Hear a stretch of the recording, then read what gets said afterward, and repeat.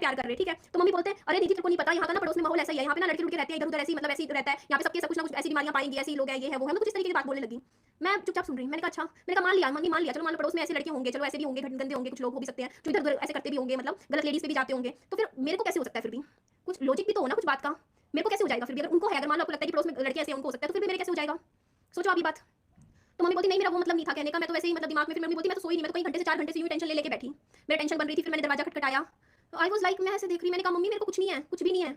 ये बात अब मैं आप लोगों को आगे समझाती हूँ इस चीज़ का मतलब क्या निकला। देखो मैं आपको बताऊँ, मेरा ना मेरे शादी के बाद की बात बताती हूँ। मेरा एक ऑपरेशन हुआ था पेट का, लेप्रोस्कोपी वाला। उस टाइम मेरे सारे टेस्ट हुए थे, मेरा एचआईवी टेस्ट की रिपोर्ट नेगेटिव थी, मुझे कुछ भी, मेरे इवन कोई भी, मेरे बल्कि एचआईवी नहीं, एचसीवी पता नहीं कितने टेस्ट हुए थे, मेरे सबकी रिपोर्ट नेगेटिव थी, मुझे कोई बीमारी नहीं थी। उसके बाद जब यहाँ पेट में था, तो आई थिंक शुरुआत के 1 महीने में डॉक्टर्स ने सारे मेरे टेस्ट किए थे, सारे। उसमें सारे टेस्ट होते हैं, जो प्रेग्नेंट लेडीज़ होती हैं उनके सारे टेस्ट किए जाते हैं, तो वो भी सारी मेरी रिपोर्ट्स हैं, उसमें भी मेरे कोई बीमारी नहीं है, मुझे कोई भी बीमारी नहीं है इस तरीके की जो सेक्सुअली ट्रांसमिटेड डिजीज़ कोई भी होती है, मुझे कुछ भी नहीं है, ठीक है? उसके बाद कर लेते हैं बात आगे की। मेरे पति की जो डेथ है वो किडनी फेलियर से हुई है, एचआईवी से नहीं हुई है। उनकी किडनीज़ फेल हो गई थी, और मेरे हस्बैंड की भी जब टेस्ट हुए थे ना, जब वो डायलिसिस पे गए थे, उनके तब भी एचआईवी वगैरह के सारे टेस्ट हुए थे, उनको तब भी एचआईवी नहीं था। उनको कभी भी नहीं था, मुझे भी नहीं था, उनको, मेरे हस्बैंड को किसी भी तरीके की सेक्सुअली ट्रांसमिटेड डिजीज़ नहीं थी। उनको सिर्फ और सिर्फ किडनी फेलियर था, वो किडनी का इश्यू था उनका, जिसकी वजह से उनकी डेथ हुई। और मैं अब आगे की बात कर लेते हैं ये चीज़। ये बात साफ कैरेक्टर पे आ जाती है आपके, कि जब देखो एक बात बताऊँ, मैंने मेरी मदर को फिर उस टाइम रात के टाइम की बात है, मैंने ये बात बोली, मम्मी देखो मेरे पति के गुजरने के बाद मेरे किसी भी आदमी के साथ कभी कोई शारीरिक संबंध नहीं रहे। मेरा आज तक ज़िंदगी में मेरे पति के अलावा मेरा किसी के साथ कोई शारीरिक रिलेशनशिप नहीं रहा, ठीक है? पहली चीज़ एचआईवी कैसे-कैसे हो सकता है? फिजिकल रिलेशनशिप मेरा कभी किसी के साथ रहा ही नहीं है मेरे पति के अलावा, ठीक है? पहली चीज़। दूसरी चीज़ ब्लड ट्रांसफ्यूजन मेरा कभी किसी के साथ नहीं हुआ, किसी के साथ भी नहीं हुआ, मुझे कभी आज तक कभी भी मुझे डेंगू नहीं हुआ, कुछ नहीं हुआ, मुझे कभी किसी का खून नहीं चढ़ा आज तक। दूसरी चीज़ गलत मतलब नीडल्स वगैरह का, तो मैं इस तरीके का कोई दवाओं का सेवन नहीं करती, मैं नीडल्स वगैरह भी नहीं लेती। चौथा मुझे पता नहीं, मुझे नहीं पता। बेसिक तो मेरे ख्याल से ये 3-4 होते होंगे जहाँ तक मुझे उम्मीद है, ठीक है? तो मुझे एक बात बता दीजिए सिंपल सोबर सी, तो मुझे कैसे हो जाएगा ये बीमारी? और उनके दिमाग में ये चीज़ कैसे है कि मेरे दीदी के पाएगी ये चीज़? क्यों भई सोचो। यहाँ पे भाई मैं कोई कहते नहीं है कि मैं कोई वैश्य हूँ क्या, जो मेरे को ऐसी बीमारी होगी? घर गृहस्थी वाली सिंपल सोबर लड़की हूँ, मुँह से वर्ड निकलने नहीं चाहिए बट आज मैं निकाल रही हूँ।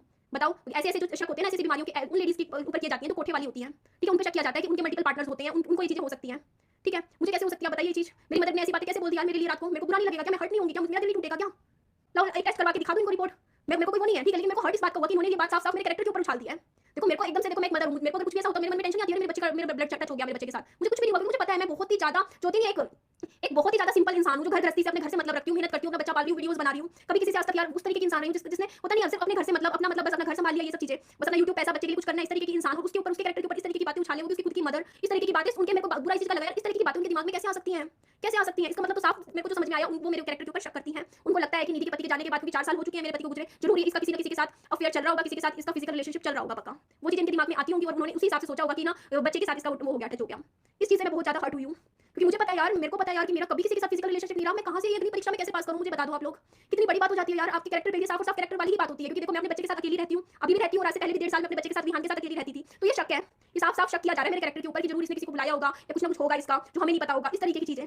सोच के देखो यार, तो आप किससे उम्मीदें लगाएँ, किससे उम्मीदें लगाएँ? दुनिया तो बाद में आपको गिराती है, आपको खुद मेरे को किसने छोड़ा? ससुराल वालों ने छोड़ा, मायके वालों ने छोड़ा? बताओ ना किसने छोड़ा मुझे? इस तरीके के इल्ज़ाम